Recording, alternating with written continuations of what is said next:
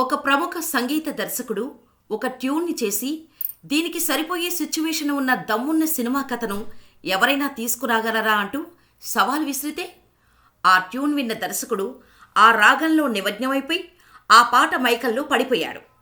ప్రత్యేకంగా దానికోసమనే మంచి డ్రామాటికల్ కథను రాయించి తీసుకొచ్చాడు. అంటే ఒక ట్యూన్ విని అది బాగా నచ్చటంతో అది తన సినిమాలో ఉండి తీరాలని ఆ ట్యూన్కి సరిపోయే కథ సిద్ధం చేయించాడు. అలా ఒక ట్యూన్లో నుంచి ఒక సినిమా కథ పుట్టింది. ఆ సంగీత దర్శకుడే ఇళయరాజా. ఆ ట్యూన్ విని తనకెలాగైనా ఆ పాటే కావాలని పట్టుబట్టిన ఆయన నిర్మాత పంజు అరుణాచలం, ఆ దర్శకుడు ఆర్ సుందర్రాజన్. ఆ ట్యూన్లోని తెలుగు లిరిక్కి జాబిల్లి కోసం ఆకాశమల్లే వేచాను నీరాకకే. ఆ సినిమా ఏంటి, దాని వెనుక జరిగిన ఆసక్తికరమైన కథ ఏంటి, ఈరోజు ఈ వీడియోలో చూద్దాం. ఇళయరాజా ఆయన స్టూడియోలో చాలా రిలాక్స్డ్గా ఉన్నారు. 3 రోజుల షెడ్యూల్లో పూర్తి చేయాల్సిన మ్యూజిక్ని కేవలం ఒకే ఒక్క పూటలో పూర్తి చేశారాయన. అది కూడా కమల్ హాసన్ నటించిన ఖాకీ సట్టై సినిమాకి. ఆ పాటల కంపోజింగ్ను పూర్తి చేసేసి ఎంతో కులాసాగా రిలాక్స్డ్గా కూర్చున్నారు. రాజాగారికి ఒక హ్యాబిట్ ఉంది. ఆయన అప్పుడప్పుడు తాపీగా ఉన్నప్పుడు కూడా ఏదో ఒక కొత్త రాగాన్ని కనిపెడుతూ దాన్ని పాడి దానికి సంబంధించిన నోట్స్ రాస్తూనే ఉంటారు. అలా ఆయన కాలక్షేపంలో కూడా మ్యూజిక్ ఉంటుందంటే ఆయన శ్రమే లేకుండా పాటలిచ్చిన సందర్భాలెన్నో ఉన్నాయి. ఆయన మ్యూజిక్ నోట్స్ని తర్వాత ఎప్పుడైనా సాంగ్ సిచ్యువేషన్ కోసం రికార్డింగ్ చేయడానికి నోట్స్ చూసుకొని కంపోజ్ చేస్తూ రాగం పాడితే వింటున్న డైరెక్టర్కి, ప్రొడ్యూసర్కే కాదు, పాట పాడుతున్న రాజాగారే ఆశ్చర్యపోయేంత బాగుంటేవి ఆ పాటలు. తాను రిలాక్స్ అయ్యేటప్పుడు ఎంత మధురంగా ఆ ట్యూన్ వచ్చిందో గుర్తులేనప్పుడు కూడా ఆ మ్యూజికల్ నోట్స్ చూసి తనకే తెలియకుండా అంత బాగా పాట చేసేవారు ఇళయరాజా. అంటే రాజాగారు ఆ మ్యూజికల్ నోట్స్ ఎంత పర్ఫెక్ట్గా రాస్తారో అర్థం చేసుకోవచ్చు. అలా ఖాకీ సట్టై సినిమాకు గాను మిగిలిన 2.5 రోజుల లీజర్ టైంలో కొన్ని పాటలను సొంతంగా కంపోజ్ చేసి పెట్టుకున్నారు ఇళయరాజా. మొత్తం 6 పాటలవి.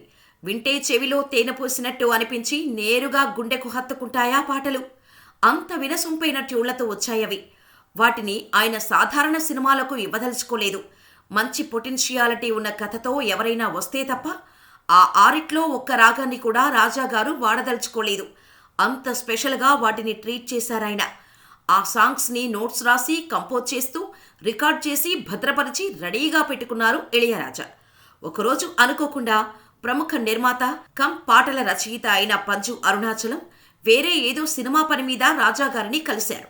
వాళ్ళిద్దరి మధ్య ఎలాంటి సాన్నిహిత్యం ఉందంటే రాజాగారు సినిమాలకు ఇవ్వకుండా రెడీగా చేసి పెట్టుకున్న ట్యూన్లని, పాటలని తనంతట తానుగా అరుణాచలం డెక్కులో వినేవారు. వాళ్ళిద్దరి మధ్య చనువు అలాంటిది. ఆ పాటల్లో అనుకోకుండా ఒక ట్యూన్ని అరుణాచలం విన్నారు. అదే రాసాతి ఉన్నే కానాదా నెంచు పాట యొక్క ట్యూన్. లిరిక్ లేకుండా పూర్తిగా ట్యూన్తో డమ్మీ లిరిక్స్ కూడా లేకుండా సరిగమలతో కంపోజ్ చేసిన ఆ పాట మొత్తం విని ఆయన ఒక విధమైన ట్రాన్స్లోకి వెళ్ళారు.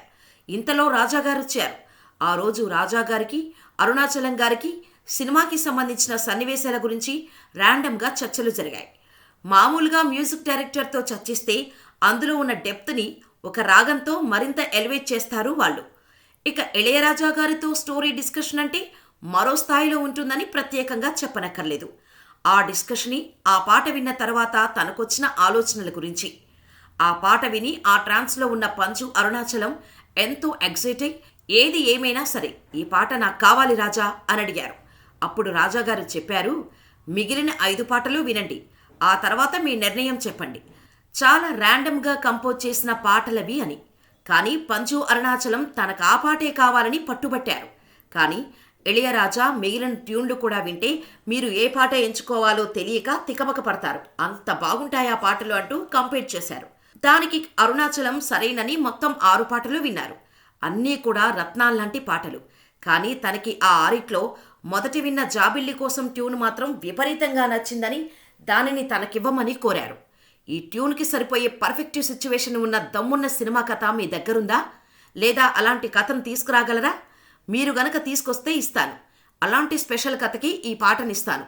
సాధారణ సినిమాలకు ఈ 6 పాటల్లో ఒక్క రాగాన్ని కూడా ఇవ్వను అంటూ తెగేసి చెప్పేశారు ఇళయరాజా. వేరెవరైనా అయితే ఏంటీనా అంటూ ఆశ్చర్యపోతారు. కానీ పంజు అరుణాచలం ఆ పాటలని విని ఉన్నారు. వాటి మైకల్లో పడి ఒకలాంటి ట్రాన్స్లో ఉన్నారు.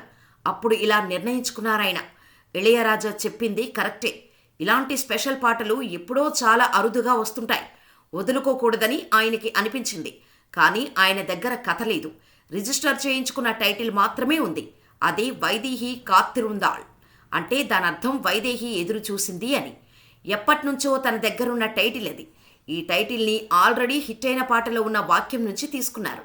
దాన్నే టైటిల్గా రిజిస్టర్ చేసి పెట్టుకున్నారు నిర్మాత అరుణాచలం.